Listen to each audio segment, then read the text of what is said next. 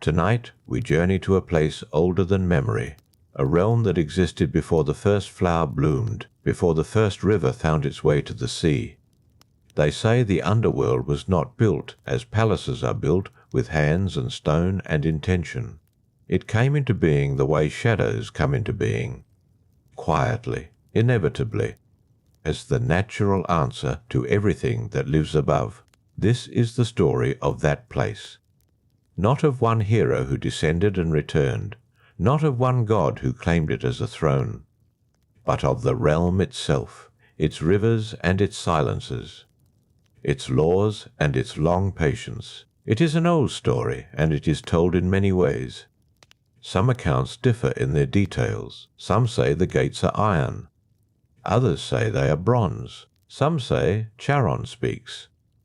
Others say he never utters a word, but in the telling that has endured most stubbornly through scroll and stone and whispered firelight, the underworld is this: a place of wait, a place where everything arrives and nothing leaves easily. In the beginning, they say, there was the void that preceded all things. Chaos was its name, and from it the first forms stirred into being. Gaia came, then Tartarus.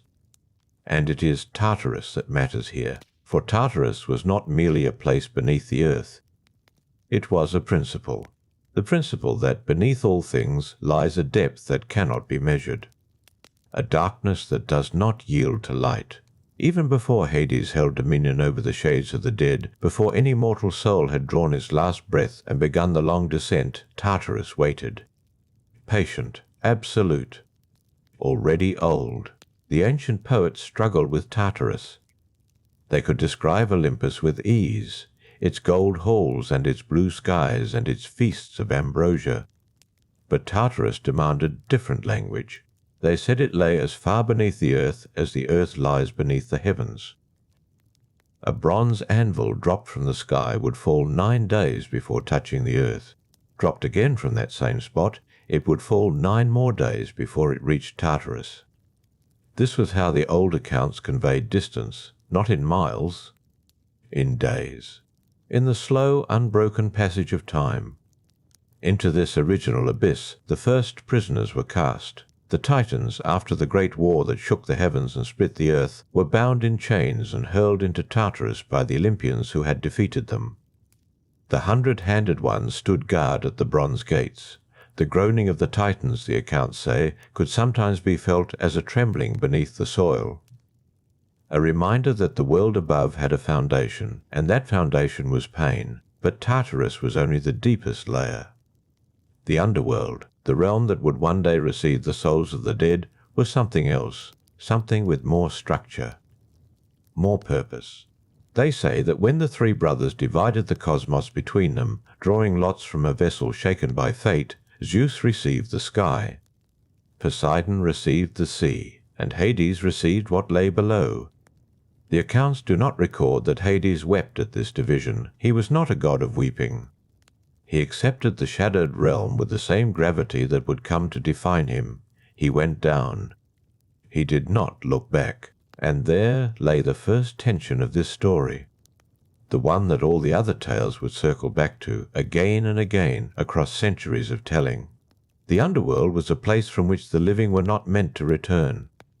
The coin placed on the tongue of the dead was not a kindness alone. It was a contract, a weight that sealed the agreement between a life now ended and a journey now beginning. The ferryman Charon waited at the bank of the river Styx, old and bent and wordless in most accounts, silent as the water he crossed. He did not rush. He did not offer comfort.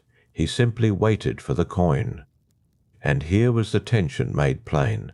The living, from the earliest days of myth, could not accept this arrangement. They descended. They bargained. They wept at the gates and played instruments that made the stones themselves weep. They challenged the laws of that place. And those laws, impassive and enormous, pushed back. It is said that Hades himself rarely left his kingdom. He had no need to. Death came to him.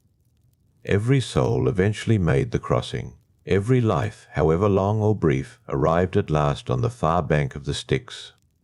The underworld was patient in a way that no living thing could match. It did not pursue. It only waited. This patience was, in the old accounts, the source of its power. A sword can be avoided, a storm can be outlasted. But what comes with the certainty of the underworld cannot be outrun, and every attempt to do so has given the storytellers of antiquity their most enduring material, the realm itself. As the tales describe it, was not without order. It had geography. It had courts and judges and rivers with names and purposes. It had a queen. It had fields for the worthy, and depths for the wicked, and a grey middle ground for those who were simply, plainly ordinary, which is to say, for most. The Elysian fields shone in some accounts like a land of perpetual afternoon, a softness, a gentle ongoing, but even that was still below. Even that was still on the far side of the one-way door that every mortal must eventually pass through, and so the underworld held within itself a kind of paradox. It was a place of endings that somehow continued, a darkness that had its own structure, its own rivers of flame and rivers of forgetting, its own mercy and its own terror. The judges sat and weighed what a life had been. The shades wandered and murmured and remembered or forgot, depending on which river they had drunk from. The old stories are not entirely in agreement about these particulars. Different regions of the ancient world told the tale differently, but what they share is this image: a realm beneath the world that is enormous and orderly and unbending, that receives everything, that holds what it receives, and they share the sense that this place was not evil. That is important. The accounts do not frame the underworld as a punishment in itself. It was simply the truth that waited at the end of every road, the coin on the tongue, the dark water, the far bank. Tonight we will settle into the oldest of these accounts. We will let the stories unfold slowly, the way the souls of the dead were said to drift toward the crossing. Not rushing, not resisting, simply moving, as all things must, in the direction that has always been waiting. The underworld is listening. The river runs in the dark, and the tale has only just begun. The first souls that came to Hades were not many. The accounts suggest this. In the earliest ages of the world, when mortals were few and the earth was still settling into its contours, the crossing was a quiet thing. Charon's boat moved slowly across the dark water. The far bank received what the near bank sent, and the realm filled in the way that a vessel fills in a gentle rain. Drop by drop, without hurry. The geography of that place, as the old tellers described it, was defined above all else by its rivers, not one river. 5, each with a name, each with a nature, each running through the dark in its own direction, like the separate thoughts of a sleeping mind, slow and inevitable and unaware of one another. The Styx ran outermost. It was the river of oaths. Even the gods swore upon it, and to break such an oath was to invite consequences that no divine power could soften. The Styx was older than the underworld itself in some accounts, older than Hades, older than the division of the cosmos. It was a boundary before there were any kings to decree one. The water was dark and heavy, and it did not reflect the light, because there was no light to reflect. Charon's pole moved through it without sound. Beyond the Styx lay the Acheron. This was the river of woe, the accounts say, not grief in the sharp and sudden manner, not the kind of pain that comes from a single wound. The Acheron carried something slower, something accumulated. It was the weight of every small sorrow that a life had carried without naming, the mourning that never quite found its proper shape. The shades who passed near it were said to pause, not because the water called to them, but because something in it was familiar. Further still moved the Phlegethon, a river of fire that did not burn in the ordinary sense. It gave no warmth, it produced no ash. It was fire, the way that consequence is fire, present, consuming, dispassionate.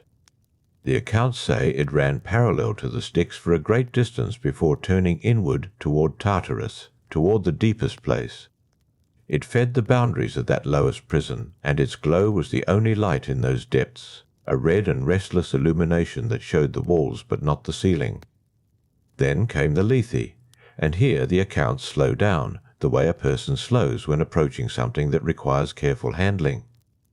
The Lethe was the river of forgetting. To drink from it was to release, to let go of the name one had carried, the face of a beloved, the sound of a particular voice heard on a particular morning in a life that was now complete.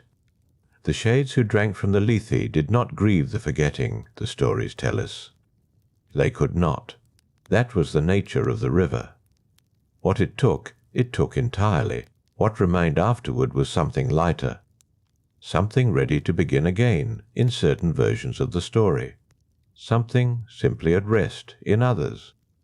The tellers did not always agree on whether the forgetting was mercy or loss. Perhaps it was both. Perhaps that distinction belonged only to those who still remembered. The fifth river was the Cocytus, river of lamentation. The accounts describe it as shallow and slow-moving, winding through the grey borderlands where the ordinary dead gathered. Those who had not earned Elysium, those who had not earned punishment, those who had lived and died and were now waiting for whatever came after waiting. The sound the Cocytus made was not loud. It was closer to the sound of breathing, soft and repetitive and not quite silence. The shades near it were numerous. They drifted the way smoke drifts when the wind has gone still, without direction, without urgency. Some had been there a short while. Some had been there for what the living world would measure in centuries. Time in that place did not press the way it does above ground. It pooled. It spread. A shade standing at the bank of the Cocytus in the earliest age of the world would not have felt the passage of those long years as a weight. Only as a kind of continued belonging to the dark. Hades moved through all of this. The tales say he was rarely still. This is sometimes surprising to those who imagine the lord of that realm as seated and immovable. But stillness was for the dead. Hades walked his kingdom. He knew its rivers by their particular quality of darkness. He knew the sound the Phlegethon made in the deep passages. He knew where the Lethe ran thin and where it ran deep. He was not the ruler of a metaphor. He was the ruler of a place, and places require attention. His palace stood at the center of the realm, or near enough to center that the accounts do not dispute it. It was built of black stone, some sources say.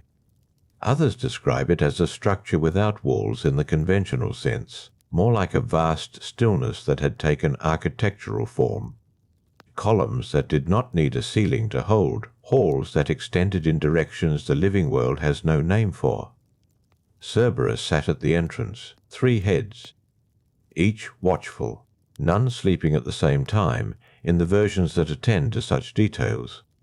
He was not a cruel creature in the telling of it. He did not attack the shades that passed him. He simply ensured that what had crossed over did not cross back. He was, in this way, very like the Underworld itself. Not malicious, simply definitive.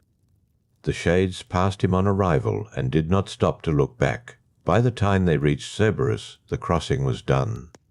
The coin had been spent. The water was behind them. There was only forward, into the grey expanse, toward the place where the judges waited to consider what a life had amounted to. 3 judges. Minos, Rhadamanthus, Aeacus. Each had been a mortal king once. Each had ruled with a fairness that earned them this second office. They did not judge with cruelty or preference. They listened. They weighed. They sent each shade in the direction that the life itself had already chosen, without knowing it. The judgment was almost a formality in that sense, a confirmation. The shades did not argue. Not in the oldest accounts. That resistance would come later in other stories from exceptional cases. But the ordinary dead accepted the judgment the way they had accepted the crossing, as the next step in something that had been proceeding since birth. And the realm received them all, the quiet and the great, the forgotten and the famous, the shepherd and the king. All arrived with equal silence at the bank of the Styx. All waited for the old ferryman's wordless gesture. All made the crossing in the dark. The underworld did not distinguish between them at the door. Only the judges made distinctions, and only afterward. The door itself opened for everyone. That, perhaps, was the most ancient truth about this place, not its darkness, not its rivers or its gates or its three-headed guardian, but the simple, enormous fact that it kept no one out. Beyond that entrance, and beyond the grey borderlands where the Cocytus wound its quiet course, the realm divided itself further. The tales do not always agree on how. The older accounts suggest the division was felt rather than marked. No wall ran between the regions. No gate announced the change. The air simply became different. Heavier in certain places, quieter in others. A shade moving through the grey expanse would sense a shift the way a sleeper senses, without waking, that the hour has changed. Elysium lay to one side of this unspoken division. The accounts describe it in terms that carry the particular quality of things almost too good to describe plainly. A place of soft light without a source. Meadows that did not need a sun to grow. The air there carried something the living world associates with early morning, that particular stillness before the day has announced itself. Those who arrived in Elysium did not rest there in the way the exhausted rest. They moved through it. They spoke. They recognized one another across the long distance of years. The tales say that in Elysium the shades retain something, not everything. Not the sharp particular weight of a lived life, but something like its shape. The outline of a self that had been shaped by courage, or justice, or a particular quality of care extended toward others. The judgment of the three kings had not been arbitrary. What Elysium held was what had been earned. But this is where the accounts grow complicated. This is the conflict the older tellers found most difficult to set down without contradiction, for adjacent to Elysium, the stories say, lay another place. The Islands of the Blessed, reached only by those whose virtue had been confirmed not once but 3 times across 3 lives. 3 separate crossings, 3 separate judgments, all resolving the same way. It was a place spoken of in careful, almost reluctant language, as though the tellers understood they were describing something beyond their authority to fully name. The distinction troubled certain ancient voices. If Elysium was the reward for a good life, what was this second elevation, and who had established that a life could be lived more than once? This question leads directly into the part of the Underworld story that the accounts find most genuinely difficult, the matter of return. Most shades did not return. The ordinary passage was one way. The Styx was crossed once. Cerberus watched the gate from one direction. The coin was spent and gone. This was the settled understanding held by nearly every tradition that recorded the Underworld's nature. What entered did not leave, and yet the tales also preserve certain exceptions, not many, but enough to constitute a genuine tension within the logic of the place itself. There was Sisyphus, whom the accounts describe as having arranged his own temporary escape, instructing his wife to leave his body unburied so that he might cross back over and complain to the gods above about the improper rites. He made that crossing. He returned to the living world. He remained there, the tales tell us, much longer than the brief visit he had negotiated. And when Hermes was finally sent to retrieve him, he went with something in his bearing that suggested he had known all along that the return would be temporary. He went back to the underworld. The stone was waiting. What Sisyphus revealed was not that the underworld's boundary could be broken. What he revealed was that the boundary required maintenance, that it was not merely a fact of nature, but a structure tended by will, by rule, by the ongoing authority of the realm's lord. There was Orpheus, whose story the tellers always tell with a particular softness, because the ending is known before the beginning. He descended with his lyre still in his hands. He played music in that place where music had not been heard, or perhaps had not been heard in that particular way, with that particular longing threading through each note. The shades paused. The Cocytus went momentarily quiet. Even the stone that Sisyphus carries, in certain versions of the account, came to rest on the hillside while the music lasted. He played before Hades and Persephone. The tales say Persephone wept. This detail appears consistently across sources that disagree on much else. The queen of that realm, who had learned in her own crossing what it meant to descend without choosing, was moved by what she heard. And Hades, who ruled without cruelty, who walked his kingdom with attention and knew its every quality of darkness, gave an answer that no shade had received before. He said, "Take her. Walk upward. Do not look back until you have crossed fully into the world above." The condition matters. It is not incidental to the story. It is the story, because the realm could not simply release what it held. Not without cost, not without a discipline required of the one making the ascent. The underworld could be moved, the tale suggests. It could be persuaded.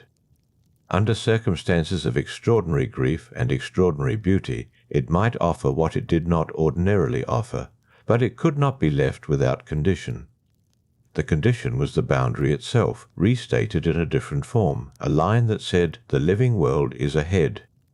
The dead world is behind. Do not attempt to hold both at once." Orpheus walked upward. The passage was long. The darkness did not lift quickly, and near the end, where the first grey suggestion of the world above began to lighten the stone walls of the tunnel, he turned. The tellers have always been gentle with him at this moment. Some say he turned because he doubted. Some say he turned because love, in its most honest form, cannot proceed without confirmation. Some say he turned because the silence behind him had become, in those final steps, unbearable. The accounts do not agree. They are unanimous only on what happened next. She was there. She had been following. And then she was not. The underworld took her back without drama, without violence or thunder. It simply reasserted what it was. What she was. A shade returning to the dark it was ordered by. Orpheus stood at the threshold. The living world was within reach. He crossed into it alone. The realm below received Eurydice without event. She joined the grey expanse, the quiet borderlands, the drift of shades near the Cocytus. Whether she passed the judges again, whether she had already passed them on her first arrival, and this was simply a return, the accounts do not specify. What they do specify, in their careful way, is this: the underworld had not been cruel. It had offered what it could offer. It had named its condition plainly. The failure was not the realm's. The realm had done what it had always done. It had received what came to it. That is the conflict the oldest tellers kept returning to, and could never quite resolve, not whether the underworld was dark, not whether its rivers were cold or its silence was heavy, but whether a place that operated with such completeness, such internal consistency, could ever be said to have room in it for the irregular thing that love always turns out to be. Hermes moved along a far passage, unhurried. His sandals made no sound the shades could hear. He had escorted many here. He would escort many more. He had watched Orpheus ascend with the same expression, the tales suggest, with which he watched everything in that realm, attentive, present, carrying knowledge of the outcome without leaning forward into it. The lamp he carried threw no shadow. Down here there was nothing to cast one from. Hermes passed through a corridor where the stone was old in a way that even the oldest living stone was not. Down here age had no ceiling. The rock had been compressed by the weight of the world above it since before mortals had names for weight or world. He moved without hurry. He carried the lamp with the ease of long habit. Beyond that corridor the passage opened. The tellers describe this region with care because it resists easy language. It was not bright. The word bright belongs to surfaces that catch light from somewhere, and down here no light originated from any single point. What filled the air was closer to a quality of seeing, a softness without source, the kind of visibility that exists in a room before dawn, when the darkness has thinned but the sun has not yet committed to rising. This was Elysium.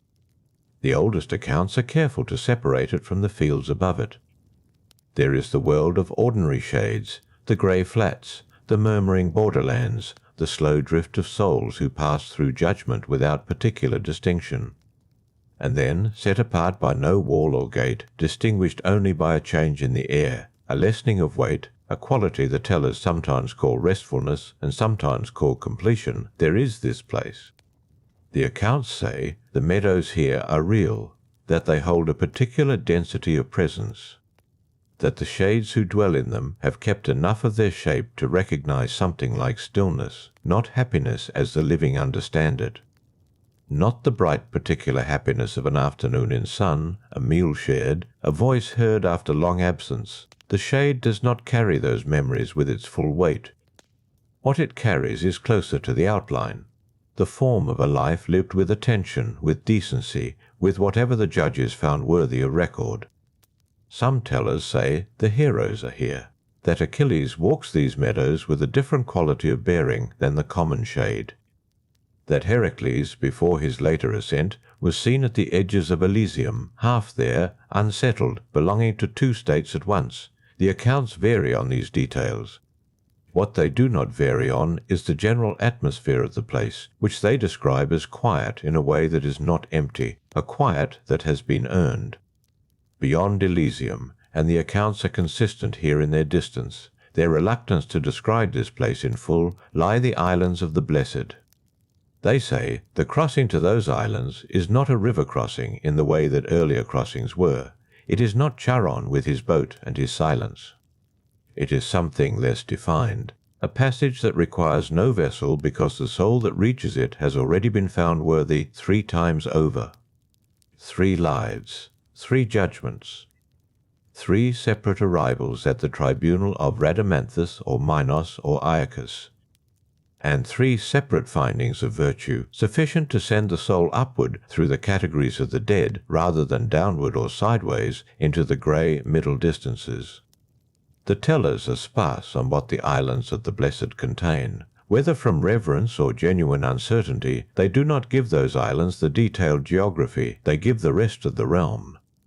They say the air there is different again, that the light, if it can be called light, has a quality no living eye has prepared itself for, that the souls there are not diminished versions of what they were, as the ordinary shade is a diminished version, but something more settled, something that has passed through compression and come out the other side into a state the old poets reached for and could not quite name. Pindar spoke of it. He reached for language and found only suggestion. The tellers who followed him did the same. What the accounts agree on is that the islands exist within the underworld's scope. They are not escaped from it. They are its deepest interior, its most complete version of what it offers. The underworld, the tale holds, is not only a place of grey diminishment and cold rivers, it is also this. These still meadows, these souls who have kept their outline. This furthest and quietest country, Hermes had been there. He did not linger. The regions between Elysium and the ordinary borderlands were populated differently. Here the tellers placed the judges, whose work was continuous and never finished, Minos, Rhadamanthus, Aeacus. They are described as seated, but not idle. The accounts give them a quality of sustained attention that differs from the distracted authority of living kings. Down here, judgment was not interrupted by appetite or favour, or the small negotiations of the court. It proceeded with the particular clarity of a place where those being judged could not appeal beyond the room they stood in. The oldest accounts give Minos a special position.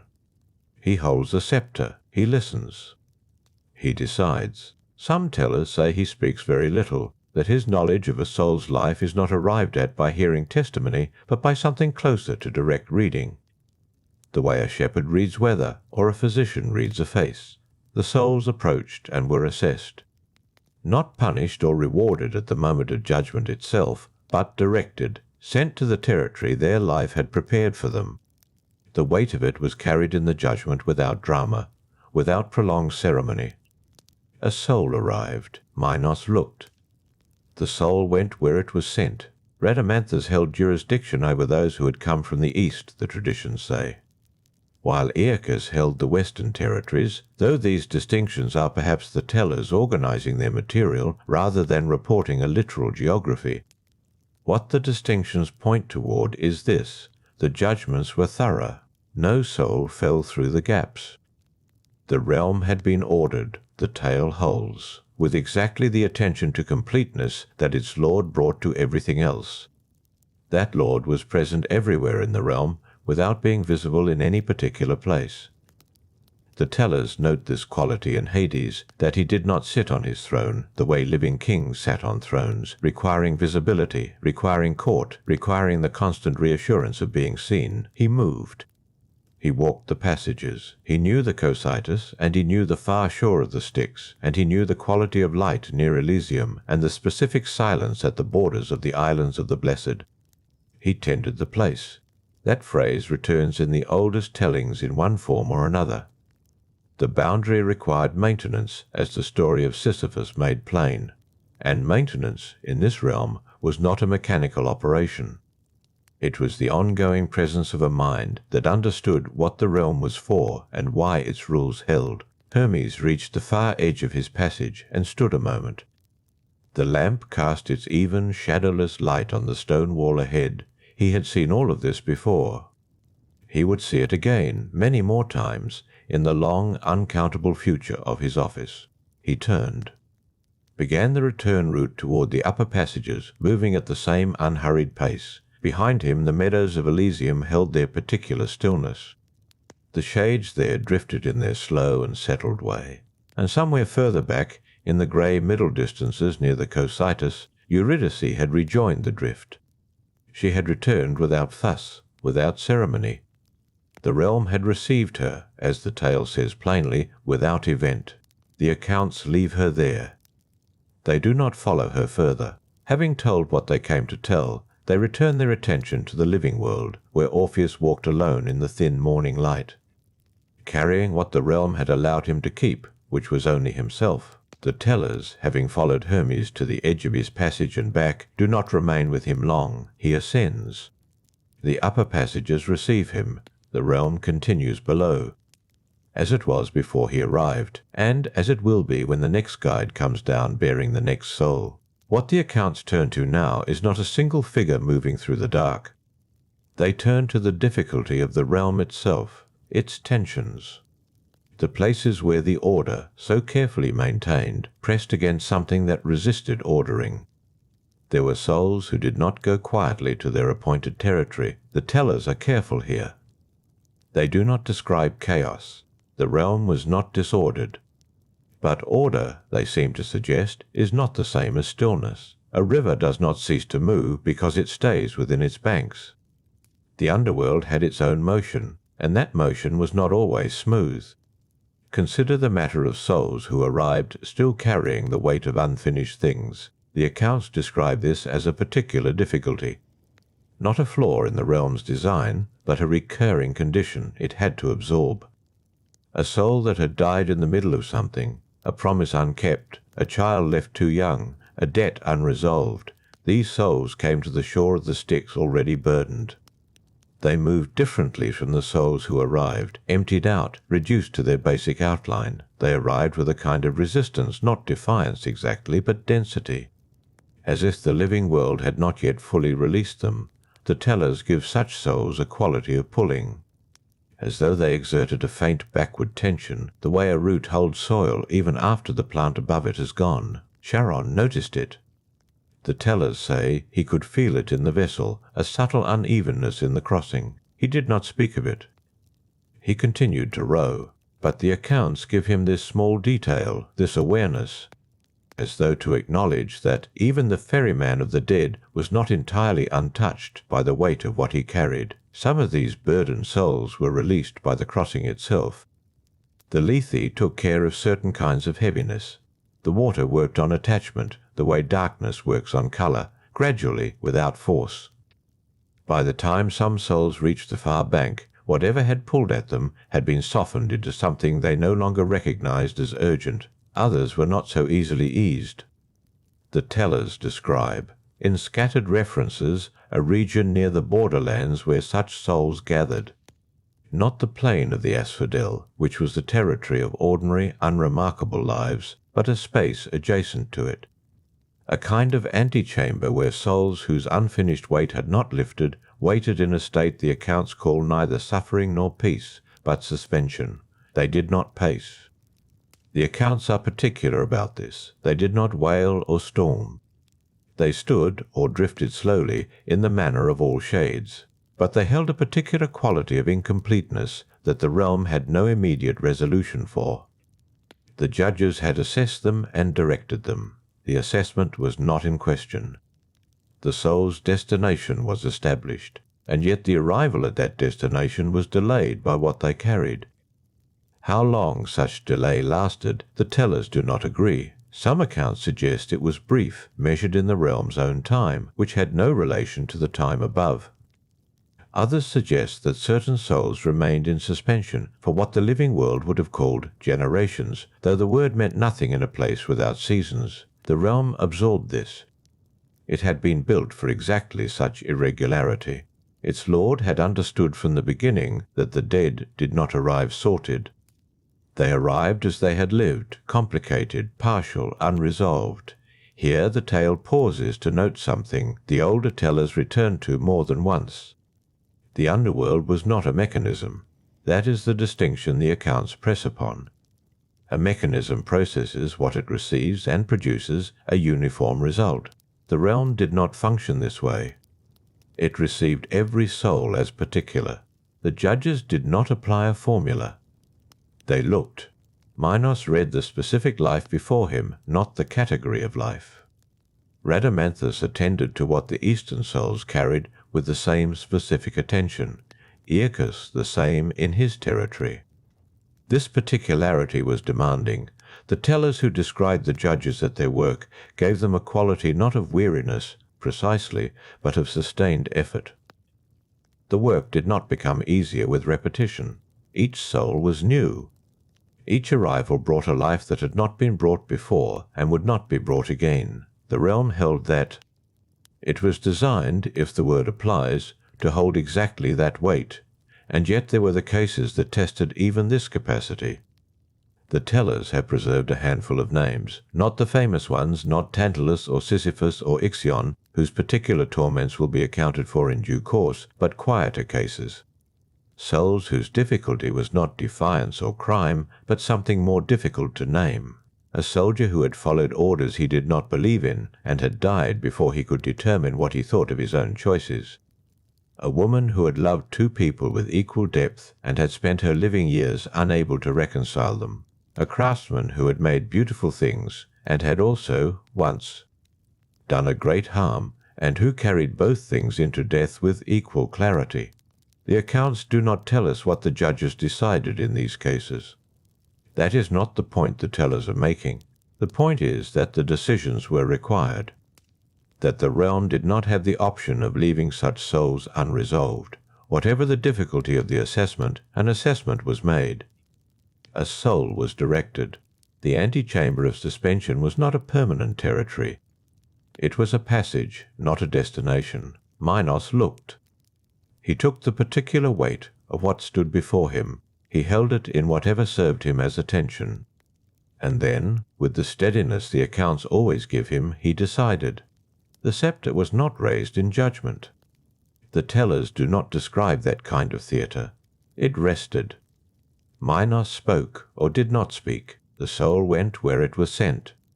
Beyond the judgment hall, the realm continued in its layered territories. Near the Cocytus, the grey drift moved slowly. Eurydice was somewhere in it. The accounts do not locate her more precisely than that. She was part of the drift. She moved at its pace. She carried whatever the crossing had left her, somewhere between the grey borderlands and the softening air of Elysium. The souls whose weight had finally eased from suspension found their territory and entered it. The accounts say they did not mark the moment of their arrival. There was no recognition of threshold crossed. The suspension simply, at some point, was no longer present. The realm received them, as it had received every soul before, as it would receive every soul that was yet to come down through the dark passages to the shore of the waiting river. The Styx did not hurry. Charon's oar moved at its own pace. The lamp of Hermes had gone now, back toward the upper world, and the passage lay in the sourceless, even dimness that the realm maintained without effort and without end. The dimness settled again after Hermes had gone. It had no need to reassert itself. It was simply there, as it had been before the messenger arrived, and as it would be when the next arrival came. The realm did not register the departure as a loss.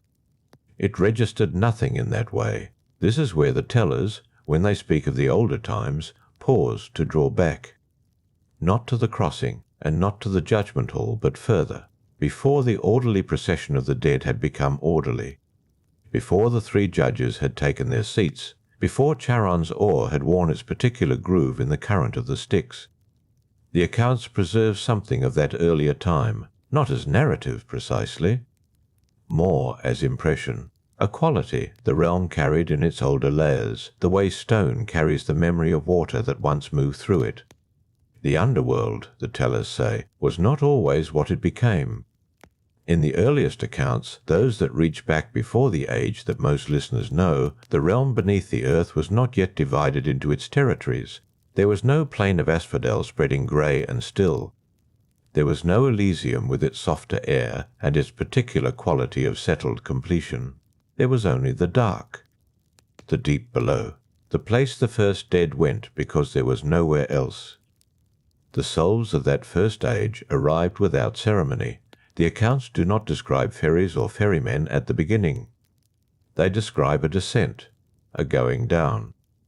The earth received its dead directly, as it receives seeds, without formality, without arrangement.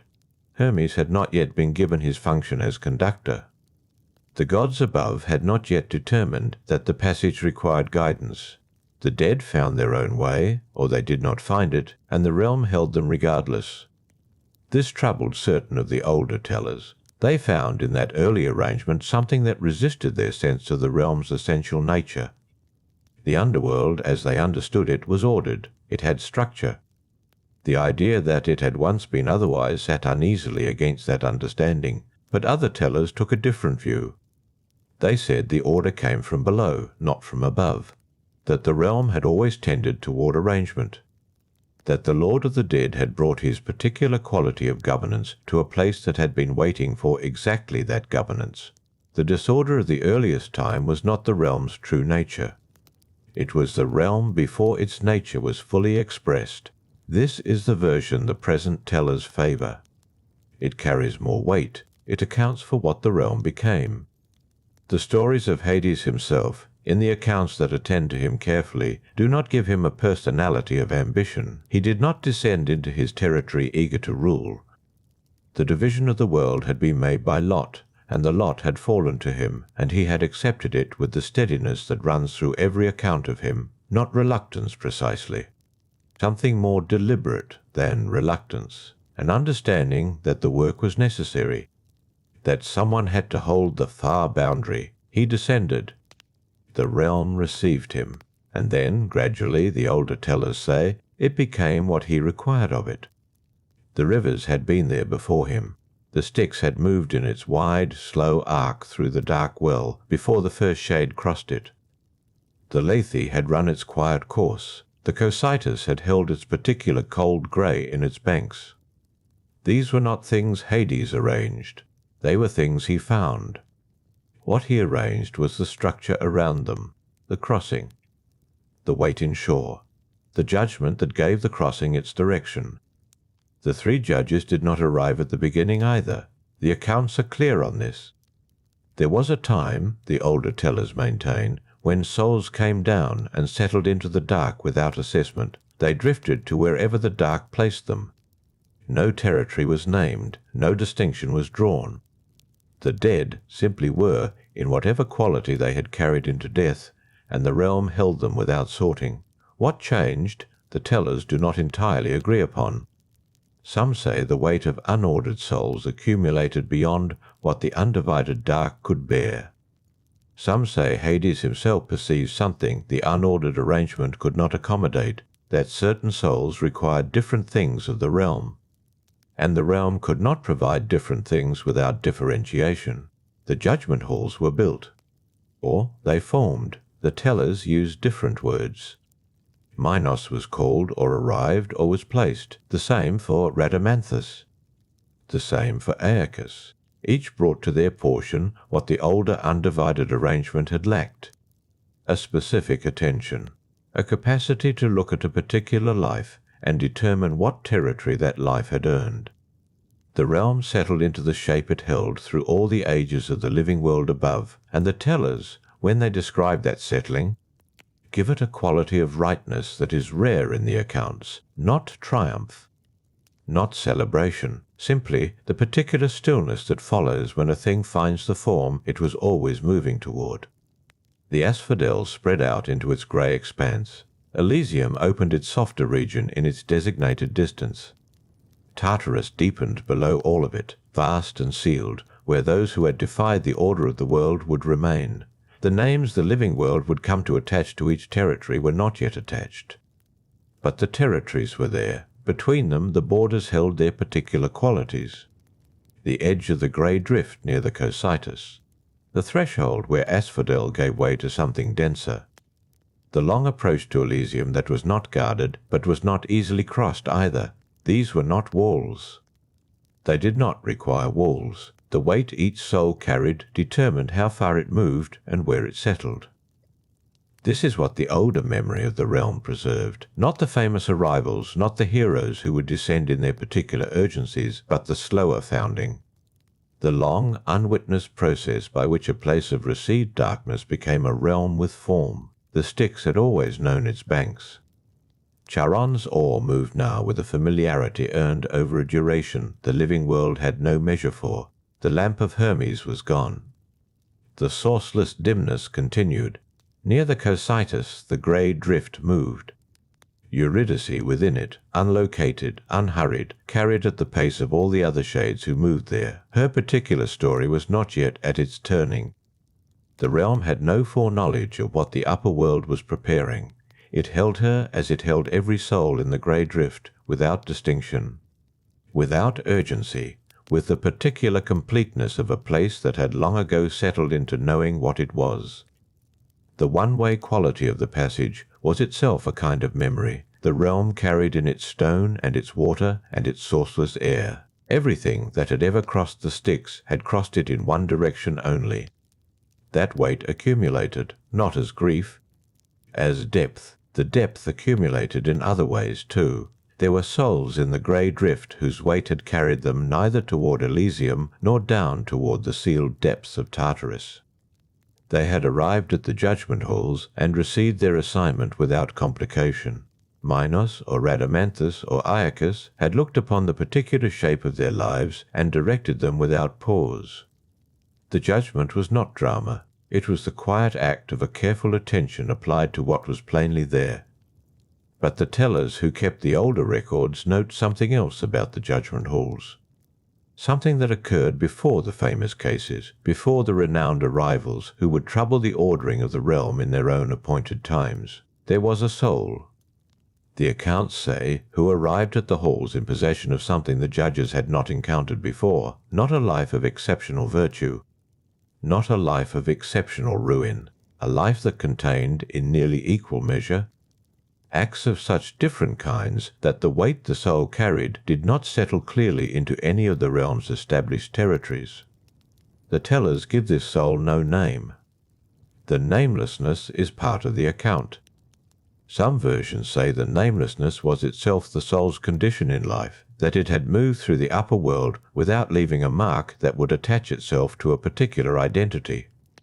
Other versions say the name was known but withheld by the tellers who passed the story along, out of a discretion that the older accounts sometimes observed.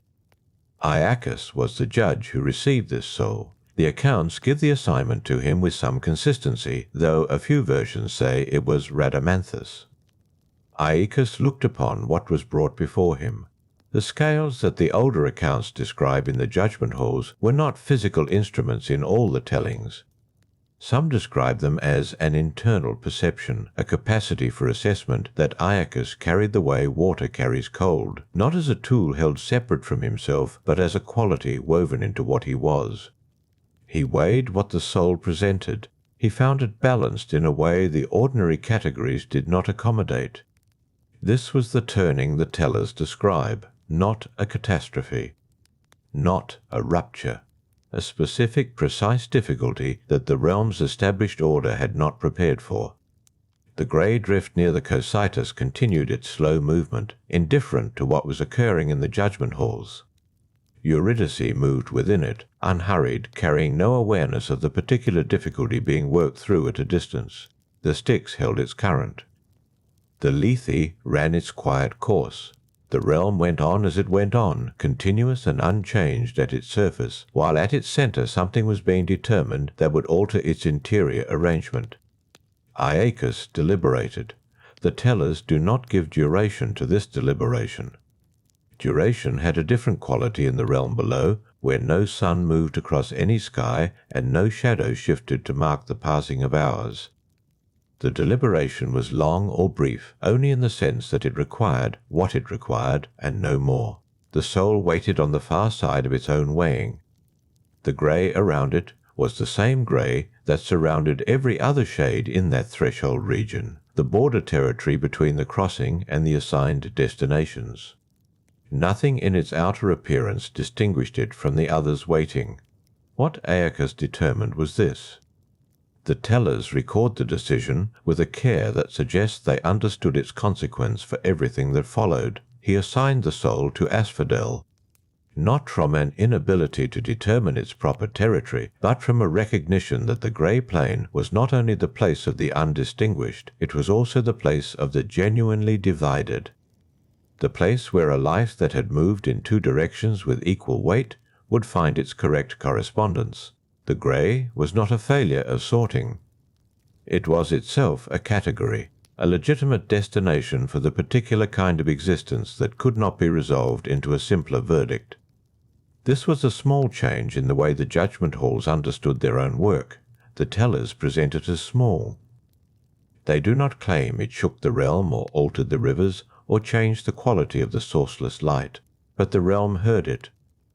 In whatever way a realm hears the decisions made within it, the asphodel planes received this clarification of what they were. The grey expanse understood, if understanding is a word that applies, that it was not a holding place between the real destinations. It was itself a real destination. The appropriate territory for a soul whose life had held its contradictions without resolving them. The shades already drifting through the grey did not shift or gather in response.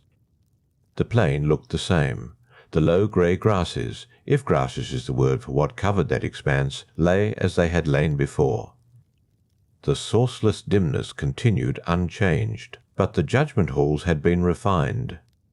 The particular attention each judge carried had been made slightly more precise, and the realm, in receiving that precision, had become slightly more completely what it was always becoming. The tellers who record this moment often pause before moving to the next account. There is a quality in their pausing that the manuscripts carry even now, a hesitation that is not uncertainty, but something closer to acknowledgement. They are acknowledging that the founding of a realm is not a single event.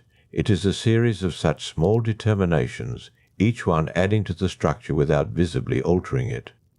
Until the structure has become something that no single decision could be said to have built, the realm of the dead was built this way, from below, from the inside, through the accumulated weight of what it received and how it received it, near the far wall of the judgment hall, where the accounts note a stillness distinct from the general stillness of the realm. There was a quality the older tellers sometimes called the gaze of accumulated passage, not a figure, not a watcher with eyes. The weight of every soul that had ever been assessed in that hall, present in the stone and the air as a thickness without form. Everything that had passed through had left something, not memory in any form the living world would recognize. More like the way a riverbed holds the shape of long vanished water. The hall was marked by what had been determined there, and the marking made the determinations that followed slightly easier. Each judgment informed the next. Each settled soul contributed, in its settling, to the realm's growing knowledge of what it held. Charon's crossing continued at the Styx. The oar moved. The current ran in its one direction. The far shore received what it received, and the realm extended beyond it, into all its territories, grey and softer and sealed deep, each holding what had been sent to it. Each complete in the particular way the founding had made it. The grey drift carried Eurydice, and the cold of the Cocytus was not uncomfortable. The Lethe moved beneath its own banks, quiet, unhurried, touching nothing yet that it would eventually touch when the appointed shades came to it in their own time. In the judgment hall, the next soul waited at the threshold of its weighing. Aeacus turned toward it with the attention the work required. The scales, or what served as scales, prepared themselves. The realm received another breath of its particular sourceless air. The small determination that had just been made settled into the stone of the hall's walls, into the cold grey of its floor.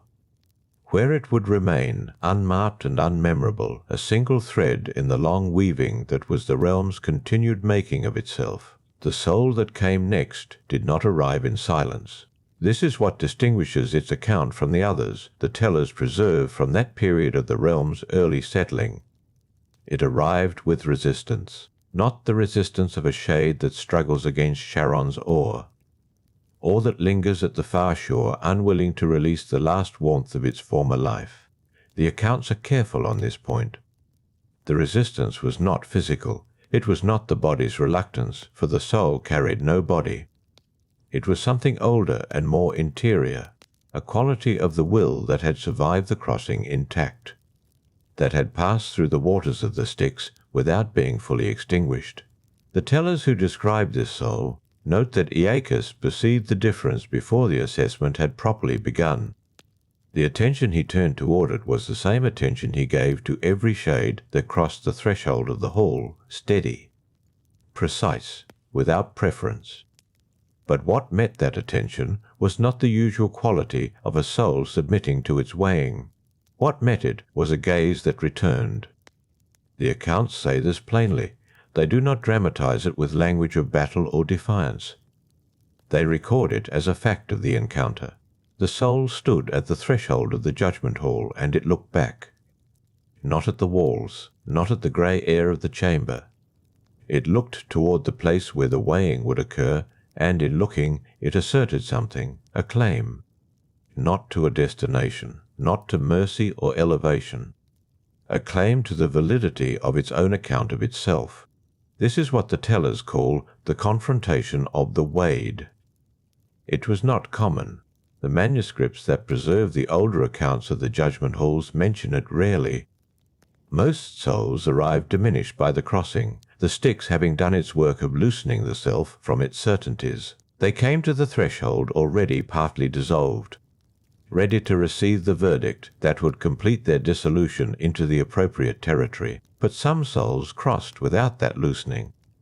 The Styx took their coin and gave them passage, but it could not reach the core of what they carried, and those souls arrived at the judgment hall still holding their own version of themselves, still waited with the life they had lived as they had understood it. Aeacus did not alter his manner in response. The accounts are consistent on this. He remained what the work required him to be. He offered the soul the same threshold and the same attention, but the weighing that followed was of a different quality than the weighings the tellers record from ordinary passage. It was not quick. The duration of the judgment halls is unmeasurable in any terms the living world provides, but the tellers indicate that some assessments resolve cleanly, like water finding its level, and some require the judge to hold two competing truths in suspension until one becomes heavier. This weighing was of the second kind. The soul presented its account of itself. The manner in which it did so is described differently across the manuscripts, and the tellers acknowledge this variation without choosing among the versions. In one account, the soul spoke in the manner of the living, with words that had weight and sequence. In another, it simply held its history in the open space between itself and the judge. Visible in whatever way a soul's history becomes visible in the halls of the dead.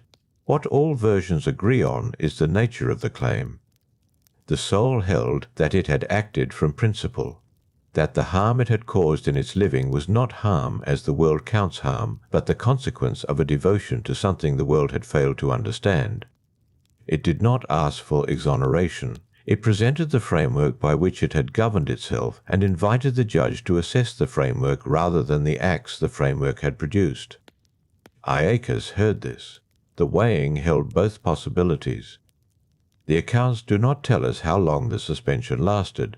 They tell us only that it was genuine, that Aeacus did not arrive at his determination quickly, and that the quality of the gaze of accumulated passage near the far wall was.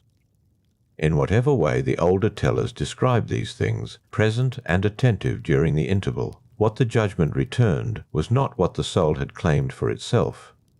The acts were examined as acts. The framework was examined as a framework. And the framework, however coherent in its own terms, had been built to accommodate the actor rather than to constrain it. The principle that the soul had lived by was a principle that had grown over the course of the life to justify whatever the soul had already decided to do. The devotion was genuine. That much the weighing confirmed. But the devotion had been made in the image of the self, not in the image of anything outside it. The tellers record Aeacus's determination in different words, but the substance is consistent. The soul was assigned to a territory, and the territory was not the one the soul had intended. The soul received this without submission. There was a moment, preserved in the older accounts with a care that suggests the tellers found it significant, where the soul's returned gaze continued for a duration after the verdict had been rendered. It did not move toward its territory. It remained at the threshold of the hall, holding the weight of the decision without releasing it into acceptance. This is what the confrontation of the weighed produces. Not a resolution that satisfies both parties, a resolution that is true regardless of whether both parties find it so. Aeacus waited, the hall waited. The gaze of accumulated passage near the far wall held its particular stillness. At last the soul moved. The accounts do not describe the movement with drama. They say only that the soul passed from the threshold into the territory that had been named for it. That the hall received its departure as it received all departures, steadily, without comment. What remained in the stone and air of the judgment hall was not the soul's resistance. Resistance does not leave a residue, the way settled determination does. What remained was the record of the weighing itself, the particular shape of a life that had confused its own devotion for principle, the manner in which a coherent framework can become, over many years, a structure built not for the truth it claims to serve, but for the one who built it. This too was a refinement, not of the destinations, not of the procedures by which the judges worked, but of the hall's accumulated understanding of what the living world sent down to it. The realm held this understanding in the same way it held the others. In the stone, in the grey air, in the slight added weight of the chamber's knowing. Outside the hall, Eurydice continued in the grey drift. The Cocytus ran cold beneath the dimness. The Lethe ran quiet beneath its own banks. Charon's oar moved in the dark water of the Styx, and the far shore continued to receive what the crossing delivered. The judgment hall prepared for the next shade. The threshold stood as it had stood. The weighing would continue. The next shade arrived without announcement. They all arrived this way. The threshold did not ring or shift when a new soul crossed it. The hall simply held one state and then another, and between those states there was no perceptible interval. Aeacus did not look up in expectation. He did not look away in preparation. He received what came with the same quality of attention he had given to every shade before it. This one was quiet. The tellers note this early, because quietness in the newly arrived carries different meanings depending on its origin. Some souls are quiet because the crossing has undone them. The Styx takes the sharp edges of a self and rounds them, the way a river rounds stone, and what steps off the far shore is softer than what stepped on. Those souls arrive in a kind of diffuse stillness. They stand at the threshold, and their quietness is the quietness of things that no longer press against their own boundaries. This shade was quiet in a different manner. It arrived holding itself with care, not the care of the resistant soul that had preceded it, which had been a kind of armouring. This was the care of something fragile that had learned, through long practice, how not to shatter. The tellers describe it as a presence that seemed to have been carrying itself for a very long time. Not across the crossing only, across the living as well. a life that had required sustained attention to its own weight simply to continue. Aeacus regarded it as he regarded all shades, without preference, without anticipation of difficulty or ease. The weighing began. The accounts that describe this particular assessment are quieter in their language than those describing the resistant soul. The tellers seem to have found this one notable, not for its conflict with the hall's procedures, but for the way it inhabited those procedures. The soul did not assert a framework. It did not offer a counter-account of itself. It set down what it had been and waited. The waiting, the tellers say, had a particular quality.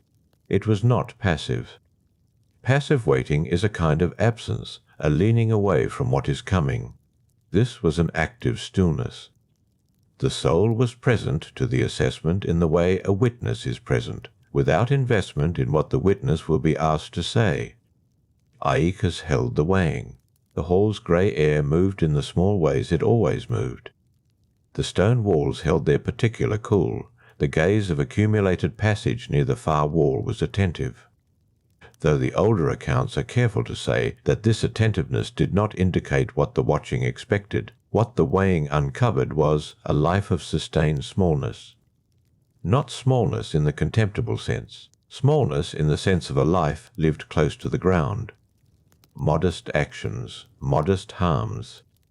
A long accumulation of choices that had each been made with some care and some carelessness in roughly equal measure, without any single act rising to definition. The tellers note this as a particular kind of life to weigh. The great acts on either side give a judge clear material. They speak for themselves, but a life of even texture, neither tilted strongly toward the light nor drawn strongly toward the dark, asks the weighing to be more precise, to attend to the fine grain rather than the broad shape. Aeacus attended to the fine grain. The accounts do not record the full content of the weighing. They record only its quality. The manner in which the hall applied itself to a life that had not made itself legible through large gestures, but only through the steady accumulation of ordinary ones. There is, the tellers suggest, a kind of integrity in that steadiness, and there is equally a kind of limitation in it. The soul had been careful, but carefulness directed only inward toward the preservation of one's own equilibrium is different from carefulness directed outward toward the world one is moving through. The weighing held both. The soul continued to wait. The active stillness it had arrived with did not waver during the assessment. Whatever the life had required of it, the habit of remaining present to difficult things without flight had been genuinely formed. This the weighing confirmed. The determination came without the suspension that had characterized the previous shade. The fine grain had, in the end, tilted, not sharply, but with a weight that was sufficient. Aeacus rendered his assessment, and the soul received it with the same quality it had maintained throughout, without resistance, without a returned gaze that lingered in challenge. It stood a moment at the threshold after the verdict, not in the manner of the resistant soul, but in the manner of something gathering itself for the next passage. Then it moved. The hall received its departure as it received all departures. What the tellers find worth preserving about this shade is the contrast it offered to what had come before. The judgment hall does not teach by instruction. It accumulates understanding through the variety of what passes through it. A resistant soul teaches one thing. A quietly present soul teaches another, and the teaching is not for the benefit of any individual shade. It is for the refinement of the hall's capacity to weigh. This is how the realm learned, the older tellers say. Not through revelation, through accumulation. Outside, the grey drift continued its slow movement. The Cocytus carried its cold along beneath the dim air. Somewhere in the distances of the realm, in those territories that the judgment hall assigned to but did not govern, other forms of passage were occurring. The tellers do not always follow those threads outward. They prefer, in the accounts of this hall, to stay within it, to watch the threshold and the weighing and the steady work of the three judges as the dead arrived and were received and departed. The gaze of accumulated passage near the far wall settled, not in the way of something that had ceased to attend, in the way of something resting between one attending and the next. The distinction, the accounts suggest, matters to those who know how to read such presences. Aeacus moved in the small way he moved between shades, not a shift of great magnitude. A return perhaps to a kind of baseline, the way a surface returns to stillness after water has passed across it. The surface is not the same surface. The water has moved it by increments too small to measure. But the motion that marked its passing has resolved, the threshold stood. The grey air of the hall held its temperature, the stone held its knowing. The next shade would come, and the weighing would receive it with the same quality of attention that had been given to every shade before. This was the nature of the hall. This was the nature of the realm it served. Not an ending. Not a beginning. A continuance, steady and without urgency, in the deep country below the living world. Charon's oar found the dark water. The far shore received the newly arrived. The Lethe moved quiet along its own banks, holding its forgetting in the gentle way the realm held all its qualities, in reserve, available, unmeasured by any hour. The threshold of the judgment hall stood open to the next passage. The next shade arrived. There was no signal in the threshold when it crossed. No shift in the grey air, no change in the temperature of the stone. The hall did not mark arrivals with ceremony or announcement. It received them as the deep country receives all things that come to rest within it, without comment, without alteration. Aeacus attended. This shade carried a different quality than those before it, not resistance and not the active stillness of the carefully present soul. Something else, a quality, the accounts attempt to name with varying success. The tellers who preserved these passages used different words in different eras. Some called it bewilderment. Others called it suspension. Others still described it as the condition of a figure who has arrived at a place it had long known in some remote way was coming, and finds itself uncertain what it expected to feel. The hall held this quality without judgment. There is a kind of shade, the older records suggest, that arrives still organized around the life it carried. Resistant souls arrive defending it. Present souls arrive having, in some manner, already set it down. But there is a third kind, less often described, that arrives still wearing the life without quite knowing it is doing so, not clutching it, not released from it, simply still shaped by it in the way a vessel holds the outline of what it once contained. Aeacus regarded this. The fine grain work of the previous weighing had required a close and sustained attention. This required a different quality of attention. Broader, perhaps, less concerned with the precise tilt of individual choices and more attentive to the overall shape. Because this shade had a shape, it was not a life of even texture. It was a life that had moved, the accounts suggest, in arcs, long stretches of forward motion followed by long stretches of stillness. Great warmth in some seasons followed by a withdrawal that those around the shade had sometimes found difficult to account for. These are the lives, the tellers note, that require the weighing to hold contradictions without resolving them prematurely. Aeacus was patient with contradictions. The grey air did not warm, the stone did not change. Outside the hall, the Cocytus continued its slow, cold passage beneath the dim. These were the constants of the deep country, unchanged by what occurred within the walls of the judgment hall, unchanged by any weighing or any verdict. They had been constants before the first shade arrived. They would remain constants after the last. This is what the tellers find grounding about the accounts of the hall. That however much variation arrived at its threshold, the hall itself did not vary. Its capacity to receive was not enlarged by large souls or diminished by small ones. It held the same temperature for the bewildered as for the clear-eyed. The same grey light fell equally on what presented itself and what withheld itself. The shade stood. Aeacus considered the arcs. There is a distinction the ancient accounts preserve between a life shaped by circumstance and a life shaped by disposition. Circumstance arrives from outside. It presses and redirects. disposition moves from within. It chooses the redirections that circumstance allows. Most lives contain both. The weighing attends to the proportion, the accounts suggest. To what degree had the warmth of certain seasons been given freely? To what degree had the withdrawal been a response to harm? To what degree had the withdrawal become, in time, a habit that outlasted the harms that formed it? These are the gradations of the fine grain. The shade remained in the particular stillness of those wearing their lives without knowing it, not uncomfortable, not serene, something that the tellers describe as neither of these, an intermediate condition, a place between arrivals. The gaze near the far wall rested on this, not with heightened interest. Interest, the accounts imply, was not the register in which that presence operated. It had attended through all that had passed through the hall in the long span of the realm's continuance. The accounts do not speculate on what that accumulated attendance had produced in it, if indeed anything could be said to be produced in a presence of that kind. They note it only. They record its quality without explaining it. This too is a form of weighing, some of the older tellers suggested. To observe without needing to name what the observation yields. Aeacus worked.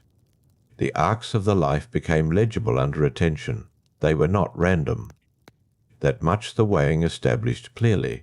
They followed a logic of season and response that could be traced, once followed far enough back, to conditions the shade had entered and not chosen. This the hall acknowledged. Acknowledgment was not absolution, but it was precision. And precision was what the weighing required. The shade itself did not shift while this occurred. It held its intermediate quality with the passive steadiness of something that had not yet understood what posture to take. The tellers do not suggest this was a flaw. Bewilderment has its own integrity. A soul that does not know how to present itself has not, for that reason, falsified its presentation. There is an honesty in arriving uncertain. The weighing held this too. In time, the determination settled, not with the clean resolution of the quietly present soul, with something more gradual, a slow accretion of the considered material reaching a point where its weight became apparent. The arcs, examined fully, disclosed a life that had given more than it had withheld, not equally in all seasons. But across the whole of its span, the warmth had been the larger portion. Aeacus rendered his assessment.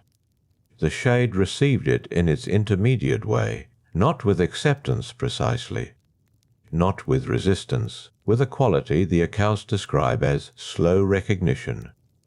The manner of a figure for whom the verdict names something it had not previously found words for about its own experience.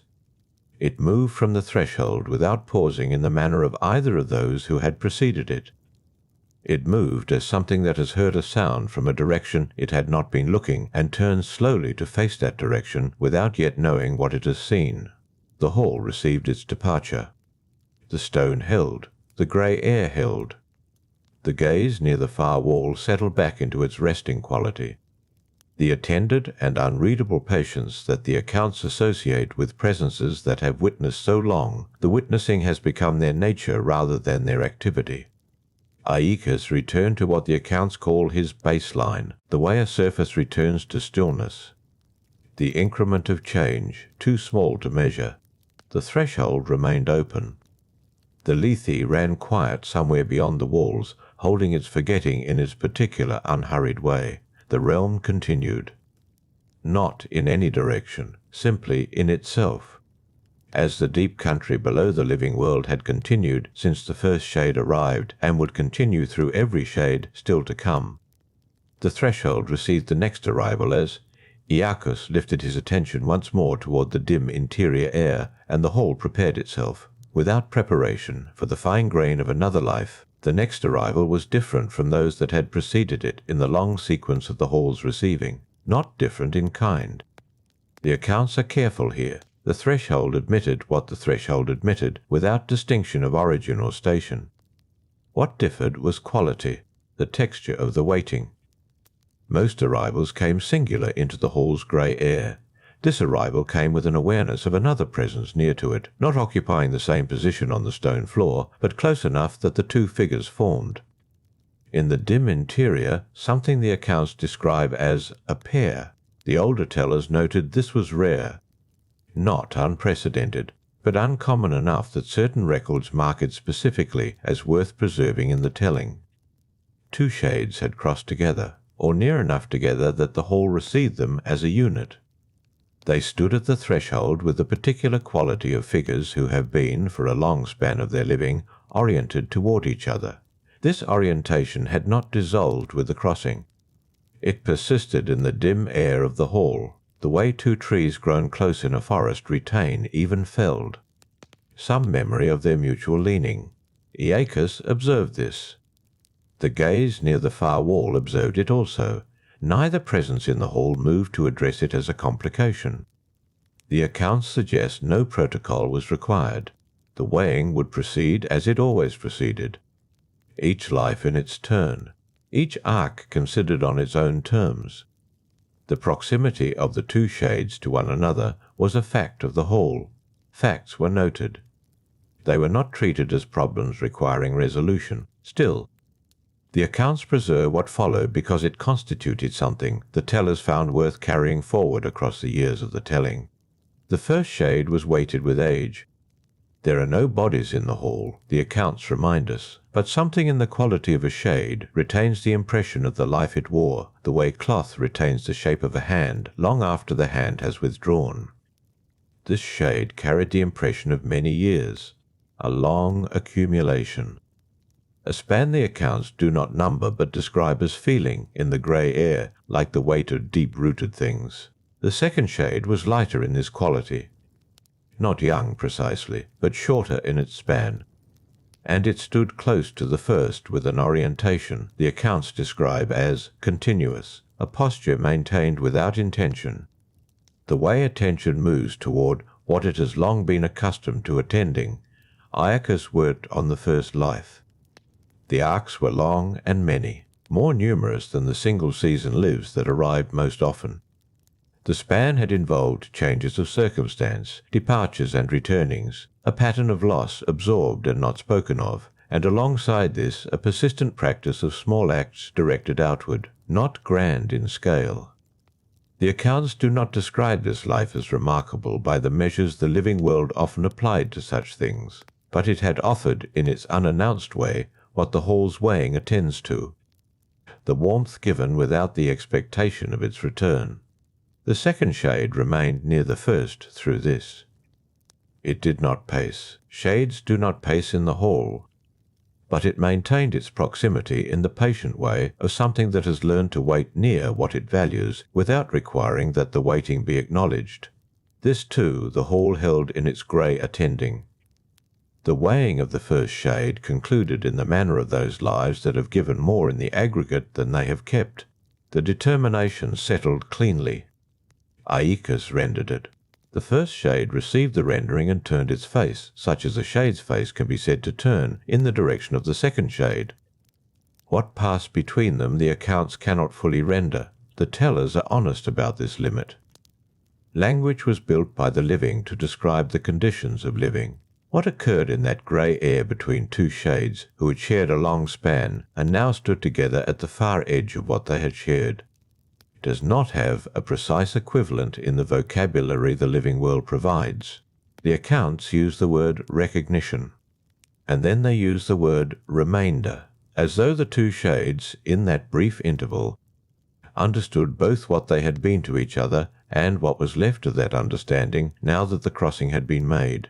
Aeacus did not interrupt this. The hall did not change its light or temperature to accommodate it.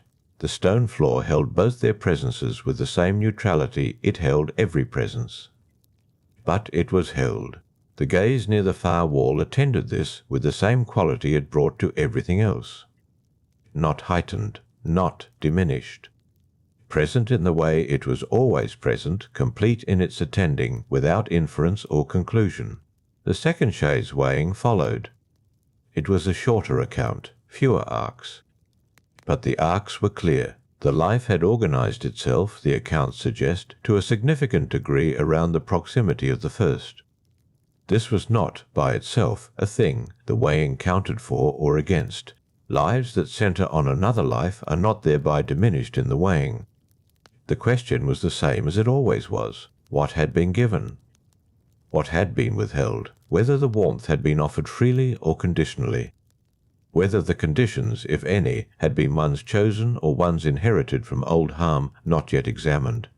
The arcs of the second shade disclosed a life that had given much, had also required much in return, more than was always available, had, in its later seasons, begun the slow work of examining this, had not completed that work. The tellers note this not as failure.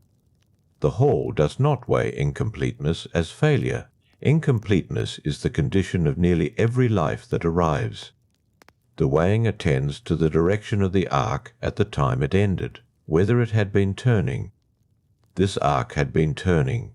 Aeacus rendered his assessment. The second shade received it, and then, before moving from the threshold, it turned again toward where the first shade had remained near the edge of the interior. The two presences held each other's vicinity for a moment the accounts have no duration for. Then they moved. Not in identical directions. The accounts do not specify what direction either took in the deep country that lay beyond the Hall. But they moved, the tellers note, without the abruptness of separation, as figures who have said what there was to say and find the saying has not emptied what was between them, only resettled it into a form the new country could hold. The Hall received their departure. The stone held. The grey air closed over the space they had occupied. The gaze near the far wall returned to its resting quality. Aeacus sat for a duration the accounts do not measure. Not a pause of sentiment. The accounts are careful not to suggest this. Something more like the interval between one careful task and the next, the space where attention resets. The threshold remained open. The Lethe moved in the unseen distance, holding its quiet work. Outside the hall walls, the Cocytus ran cold and unhurried, carrying in its current no word of what had just been witnessed. The realm did not mark what had occurred. It continued in itself, indifferent not from coldness, but from a patience so complete it had long since passed beyond the need for response. The accounts suggest that Aeacus, in the interval, looked briefly toward the far wall. Not toward the gaze there, simply in that direction. A small and unremarked orientation. The gaze held its quality. The stone held its cold. The threshold received the next arrival. The next arrival came alone. This was the common condition. The tellers note it without particular emphasis. Pairs like the preceding ones were preserved in the accounts precisely because they were uncommon. The singular arrival was the grammar of this place. One shade, one threshold, one weighing. The hall had been built, if building is the right word for something that has no remembered origin, to receive the solitary. This shade was known to the accounts by the nature of what it carried, rather than by any name the living had given it. It arrived at the threshold in the manner of something that had been falling for a long time before it understood it was falling. The accounts described this quality in lives that end not at a single point of rupture, but at the conclusion of a long diminishment, a life that had been losing ground slowly, season by season, without any one moment that could be marked as the moment of loss. Such lives present differently at the threshold than lives ended by the sudden and the violent. Aeacus noted the manner of its arrival. He did not alter his posture for this. The hall did not alter anything for this. But the accounts record that he allowed a brief additional interval before beginning, not from hesitation, something closer to the recognition that certain kinds of account require a different quality of attention at the outset, not more care. A different kind of care. The way a reader of texts adjusts the angle of the page for a script written under difficult conditions. The shade stood at the threshold for this interval. It did not move forward. This was noted. Most shades cross the interior space in the manner of the newly arrived, which is to say, with the residual momentum of having been directed here.